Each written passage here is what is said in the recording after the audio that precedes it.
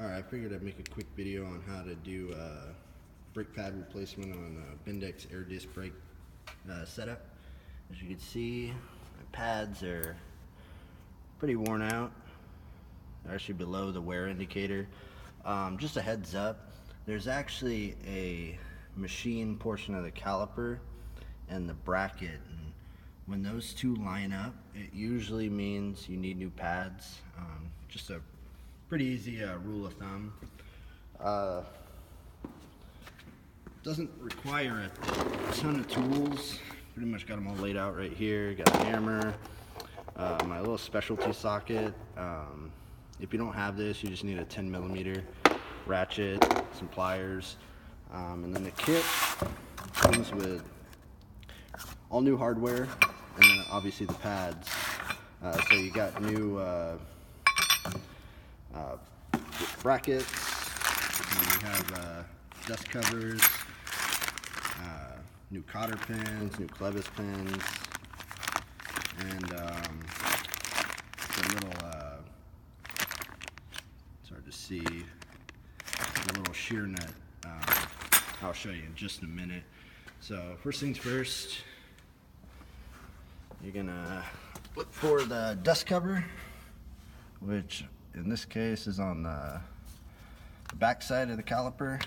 You're gonna remove the dust cover, and you're gonna see a shear nut. And normally you would just need a 10mm for this. All I do is I move it out of the way, and because I have a specialty socket, just go ahead and put that in, and you're going to want to, I want to say, loosen. So yeah, you're going to want to go counterclockwise.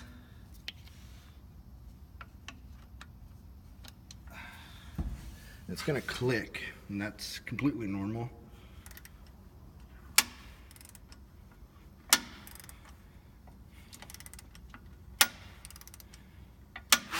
Greatest lighting, and I apologize.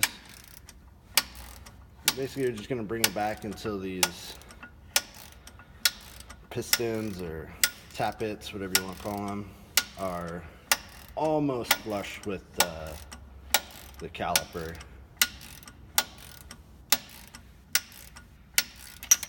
Oh, hold on one second. Switch hands.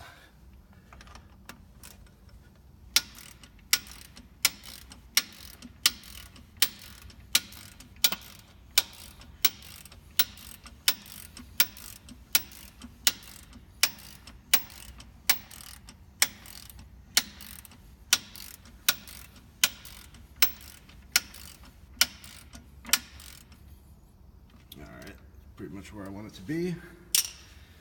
Next step is you're going to want to remove this clevis pin, and it's held in with smaller little cotter pin, essentially. Needle nose, cotter pin remover, whatever works. Sometimes spin it.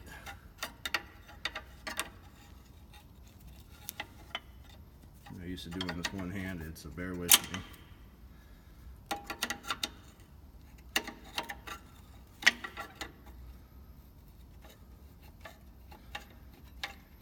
Spin it around, just to where you can have enough room to actually grab it.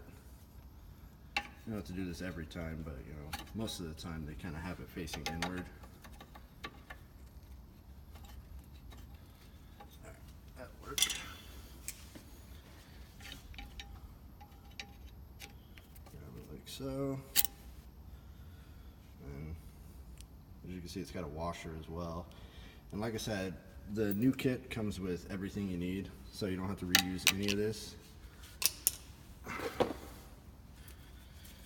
Tap it out.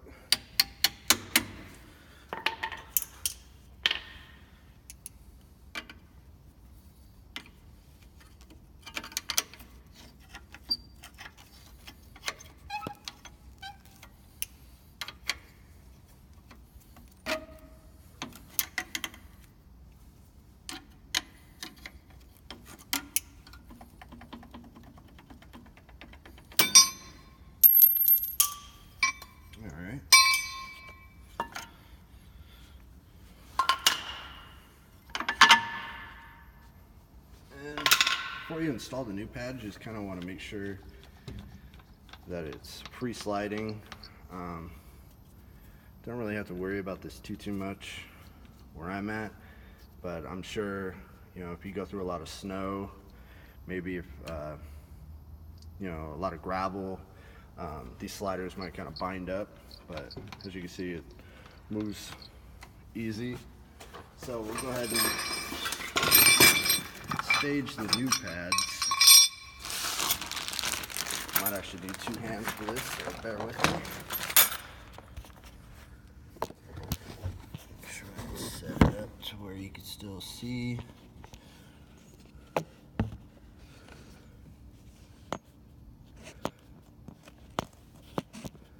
That'll work.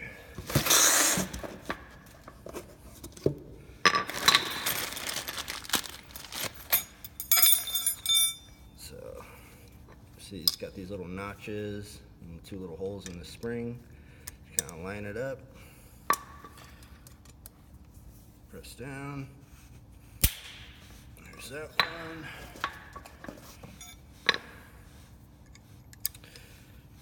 Hopefully that's in frame.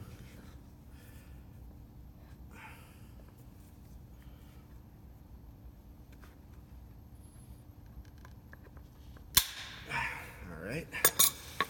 There's that. All right. So next thing, go ahead and apply. Put the new pads in.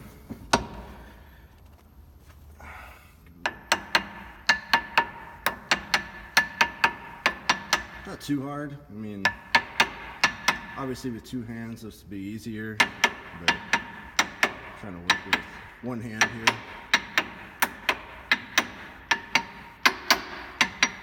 Alright, here's the back pad.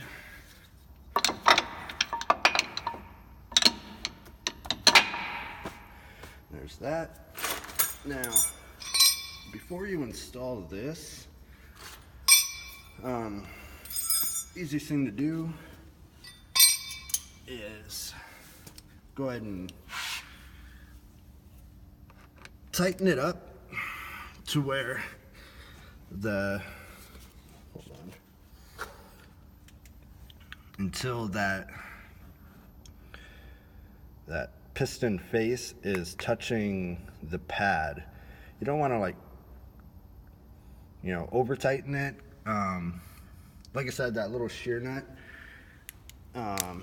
this thing right here, it's actually designed to break before the internal chain does. So you don't really have to worry about it too much unless you're like me and just use a socket, in which case there is no protection. So just rule of thumb, just line it up, or just tighten it rather, until it's just touching the piston, or excuse me, the pad.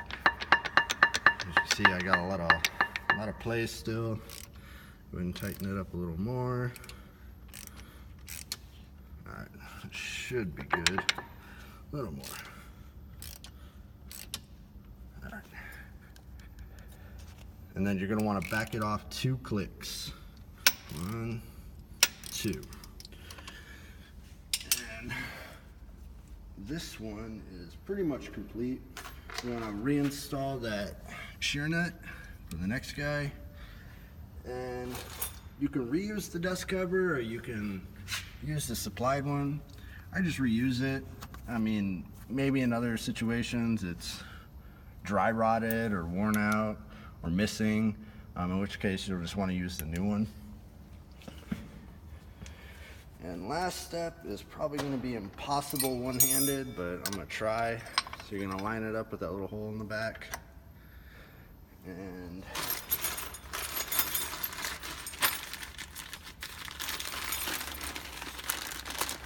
that's,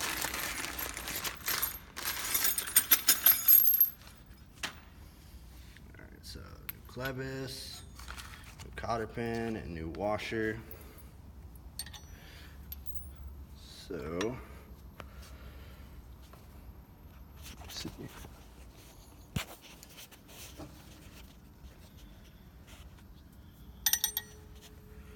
try and do it one-handed.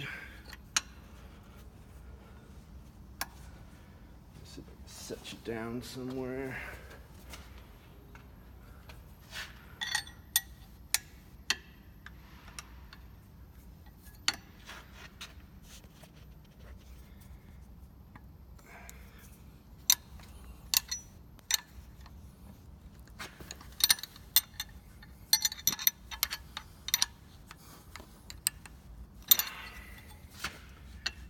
I figure it's probably going to be impossible to do one-handed. So I'm going to try and set it up to where you can see. Just working with my cell phone here, so I don't really have a tripod.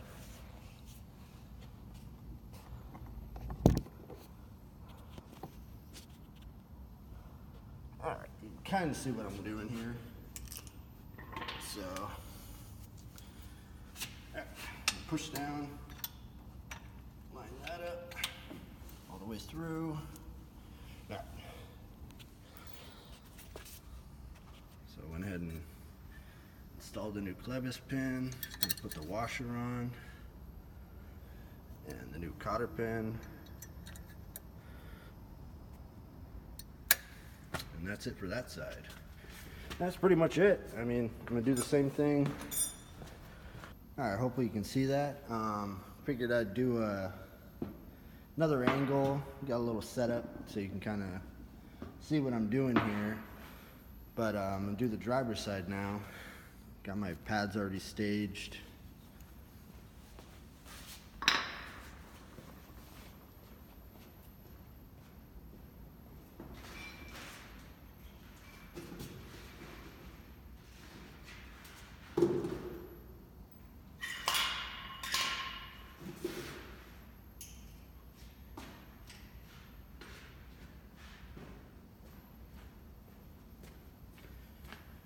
Alright,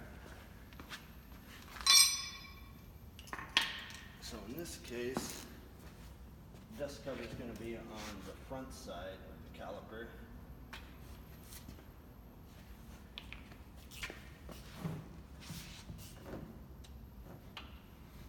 Out of the way.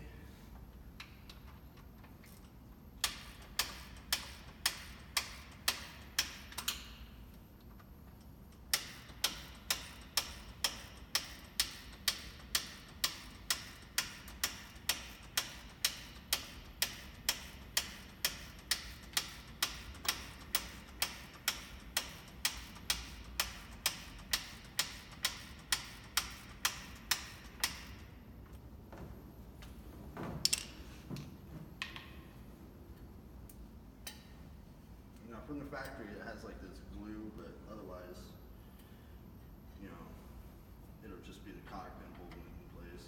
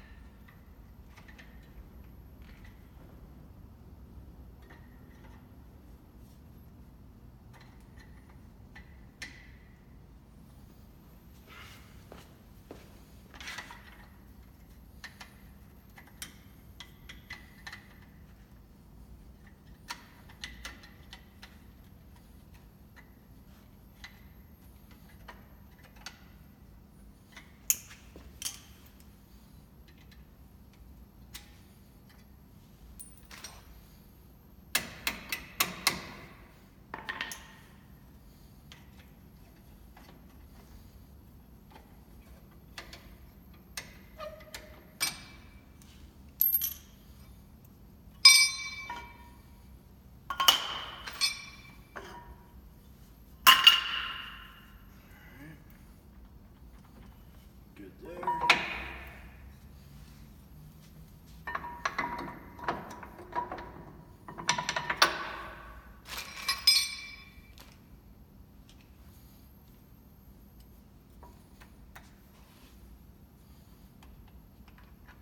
Again, I'm just tightening it up so it touches the back pad.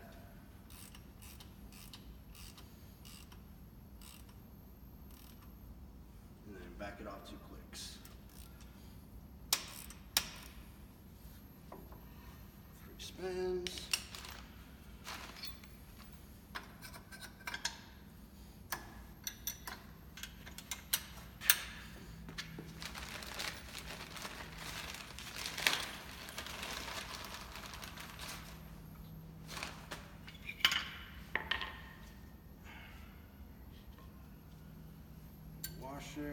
cotter pin. And that's it.